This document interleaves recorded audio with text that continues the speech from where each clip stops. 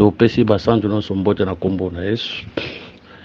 Tikete kimia pe bolingo na Nzambe eza na moko oya kolanda biso na nzela ya litea oyo.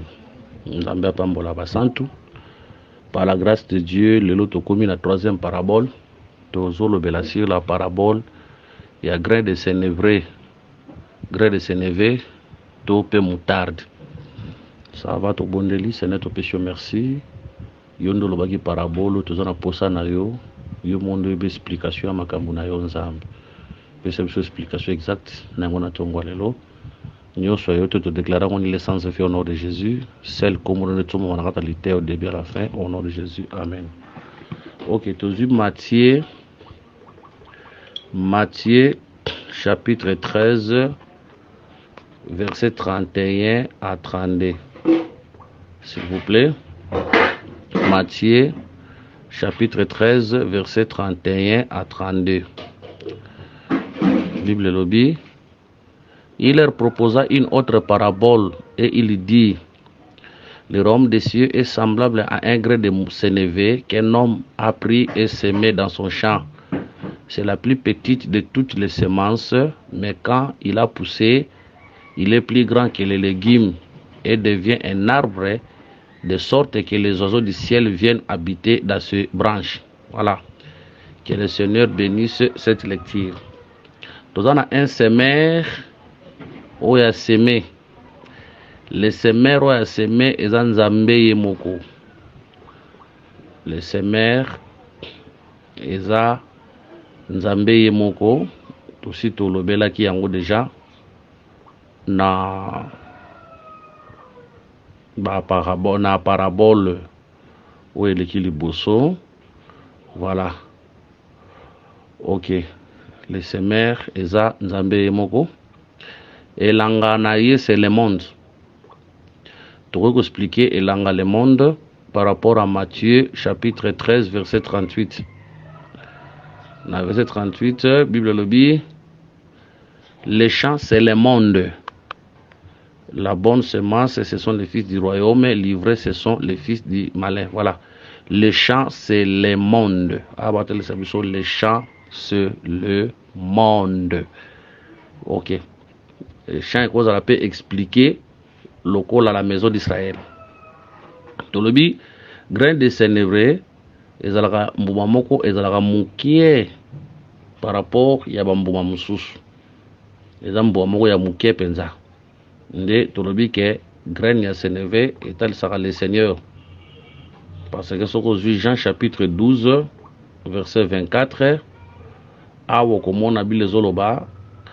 Le Seigneur a bien vérité, je vous l'ai dit, si le grain de blé qui est tombé en terre ne meurt, il reste seul. Mais s'il meurt, il porte beaucoup de fruits. Là, le Seigneur a se comparé na grain ya bleu. Mais azalaka grain ya bleu tu, azalaka pe grain ya sénévé. Voilà. Tant aux olobake, aza grain ya sénévé, tabalubi ke eza grain ou eza ya mukie parmi ba grain de nyonso. Les apôtres kotalisa le Seigneur oyaki comme le plus petit prophète, le plus petit nakati ya ba prophète nyonso. Voilà. Ya kotalisa biso le Seigneur oyo ayaki mais azalaki le plus petit na basakoli nyonso. Soto zui Luc chapitre 7 verset 28 Bible lobi, alors le Seigneur a rendu témoignage à propos à Jean na yemoko. Je vous l'ai dit, parmi ceux qui sont nés des femmes, il n'y en a point de plus grand que Jean. Cependant, le plus petit dans le royaume de Dieu est plus grand que lui. Voilà. Luc 7, verset 28. Là, le Seigneur a se présenté. Alors, Jean a mais le plus petit dans le royaume des cieux est plus grand que Jean. Le plus petit, on en est Yemoko. Ouais, il est plus grand que Jean. Donc, on comprend que grain de sénébré, où est le Seigneur comme le plus petit nakati ya prophète. D'abord le Seigneur est le plus petit nakati ya prophète et sakapé par rapport à âge. On remarque yenda zoya azale ki na bango nyonso quant à la chair. Pour ce tobito matasi le plan spirituel adam kolo na bango. Pour Jean-Baptiste alobi, celui qui vient après moi est plus grand que moi, il était avant moi. Donc surtout que sur le plan spirituel ala mukolo na bango. Mais na ordre ko bota maboye na batu ndazo ya lokola leki ndazo ba le plus petit par rapport ya bongo. Hein? Voilà, que le Seigneur nous bénisse. Ndeto lobi ke ba grain mususu bazo représenter, hein, ba grain mususu bazo représenter ba prophète, mais tandis que le Seigneur yé nde azo représenter grain de Sénévé. Voilà. Et loko yo tokomona yango pe na kati ya famille ya Isaïe, parce que nzamba lobaka d'une manière, tantôt d'une manière, tantôt d'une autre. Surtout sur 1 Samuel chapitre 16, ben verset 1, l'Éternel dit à Samuel, quand ce sera-t-il de pleurer sur Saïl, bon, surtout autant à lecture aux Amoulaï, mais si on continue, on continue, on yéti, on remarque tout de suite, verset 11. Et puis Samuel dit à Isaïe, c'est là tous tes fils? Et il répondit, il reste encore les plus jeunes. Mais il fallait, hein, il fait paître les brebis. Alors Samuel dit à Isaïe, envoie les chercher, car nous ne nous placerons pas avant qu'il ne soit venu. Isaïe l'envoya chercher, or il était blond avec de beaux yeux et une belle figure. L'Éternel dit à Samuel, lève-toi où elle est, car c'est lui. Samuel prit la corne d'huile et éloignit au milieu de ses frères. L'esprit de l'Éternel saisit David à partir de ses jours, et dans la suite, Samuel se leva et s'en alla à Rama. Voilà, que le Seigneur a pas l'écriture. Maintenant, ce que tu suis dans 1 Samuel, tu continues dans 1 Samuel chapitre 17, au bandit dans verset 1, au Keneti, au Kiti na épée, tina verset 58, soit au banda na verset 12, tina 58. Voilà. Vous remarquez que David, tant que la choix nae, il était le plus petit dans ta famille nae, avec le plus petit.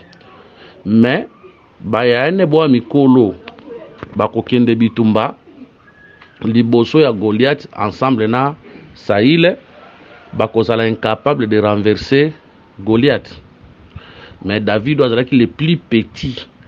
Yende tango koya, yende mutokende ko renverser o ezalaki Goliath. Donc David a expliqué bisope grain de sénévé. Par exemple, on a la Bible, mais tu auras des exemples. Deuxième exemple, tu as Juge chapitre 6. Juge chapitre 6, tu verset, s'il vous plaît, Nazo Luka, tu vas verset 11. Puis l'ange de l'Éternel, vint l'ange de l'Éternel, et il s'assit sous le térébinthe d'Ophra, qui appartenait à Joas de la famille d'Abiezer. Gédéon, son fils, battait du froment au pressoir pour le mettre à l'abri du Madian. L'ange de l'Éternel lui apparaît et lui dit, l'Éternel avec toi, vaillant héros. Gédéon Nakiti Nazui, verset 14. L'Éternel se tourna vers lui et dit, va avec cette force que tu as et délivre Israël de la main des Madian. N'est-ce pas moi qui t'envoie? Gédéon lui dit, ah mon Seigneur, avec quoi délivrerai-je Israël? Voici ma famille est la plus pauvre à Manassé et je suis le plus petit de la maison de mon père. Donc mon avis le balé. Gédéon qui pauvre. Ensuite Gédéon qui le plus petit dans la maison de son père. La pauvreté de Gédéon les a expliqué dans 2 Corinthiens chapitre 8 verset 9.